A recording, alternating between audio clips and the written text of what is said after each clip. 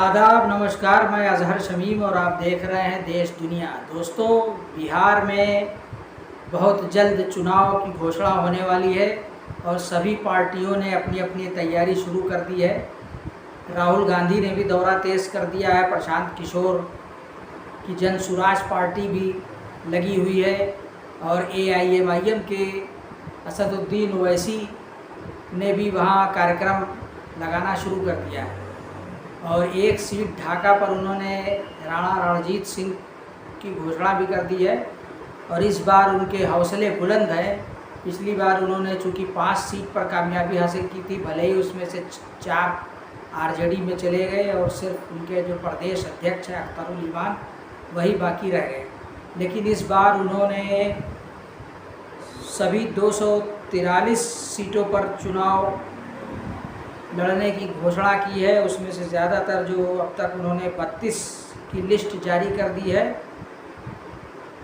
और AIMIM ने ये जो 22 जनपद हैं उनमें अपनी तैयारी तेज़ कर दी है। ये सभी ज़्यादातर ऐसे ज़िले हैं जो मुस्लिम बहुल हैं या जो मुसलमानों का प्रभाव है कि मुसलमानों के वोट के बिना कोई पार्टी कामयाब नहीं हो सकती है। इसमें 2 आरक्षित सीट है, बाकी सब सामान्य है। लेकिन अब RJD का मसला ये है कि RJD AIMIM को लेने से इनकार तो नहीं कर रही है, वो गठबंधन में इसको शामिल करना चाहती है, लेकिन उसके सामने समस्या ये है कि पिछली बार वो 70 पे कामयाब हुई थी, कांग्रेस 19 पे कामयाब हुई थी, CPI-ML 12 पे कामयाब हुई थी और 4-6 सीट पे CPI कामयाब हुई थी।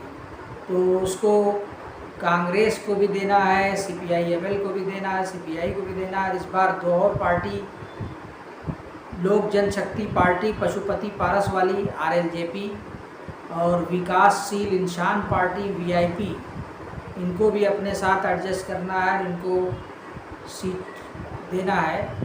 तो जहाँ तक मुझे लगता है कि ज़्यादा दबाव बनाने के बावजूद अगर समझौता हो जाता है और अख्तरुल इमान ने जिस तरीके से ऑफ़र किया है और कहा है कि हम गठबंधन का हिस्सा बनना चाहते हैं, गठबंधन में मिलकर चुनाव लड़ना चाहते हैं, तो बड़ी मुश्किल से हो सकता है कि RJD उनको 10 से 12 सीट ऑफ़र कर सकती है। और असदुद्दीन ओवैसी और के प्रदेश अध्यक्ष अख्तरुल इमान ने भी साफ साफ कह दिया है कि हम तो खुद ही चाहते हैं कि भारतीय जनता पार्टी और सांप्रदायिक शक्तियों को प्रदेश की सत्ता से बाहर किया जाए और NDA को हराया जाए, वोटों का बंटवारा रोका जाए। लेकिन अगर इसके बावजूद RJD और कांग्रेस का जो गठबंधन है इंडिया अलायंस, वो अपने गठबंधन में हमको शामिल नहीं करेगा तो वो खुद का नुकसान करेगा, इसलिए कि तब वोटों का बंटवारा होगा और उसका सीधा फ़ायदा भारतीय जनता पार्टी और RSS